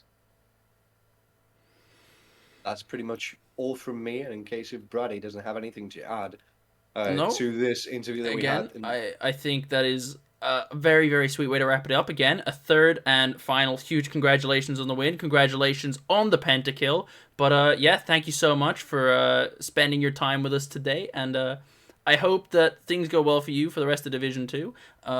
Unless we see you in playoffs, in which case, we'll see how it goes then. No problem. Redemption, let's go. Got up the boys. Um, but That's but cool. yes, thank you so much. It was a Thank you pleasure very having much. you on. thank you Appreciate very you much. having me on. It was a great cast as well. Props to you guys. Thank you for that, and all the best. Appreciate it, man. Thank you. Appreciate it. You too. Well, And ladies and yes. gentlemen, that was a blast of a cast. 2 hours of roller coasters, technical difficulties, Some sauce. source boys, Yes. spiderlings, Yeah, I mean, we got it all. We got it all. 2 quadras, and on top of it all, the pentakill. I mean, you can't end a game, you can't end a series, and you can't end the night in the stream with anything better, I don't think. I think a pentakill to wrap it all up is the perfect cherry on this cake. Definitely so. And with that being said, ladies and gentlemen, I would like for being here with us for this brilliant series of the games. And we will see you in the next time. And the huge props goes to Brady for fighting with the computers. And of course you as well, Burbad, for putting up with it. I could have done it without you, but thank you so much for tuning in, and we hope to see you again next time. Peace, guys.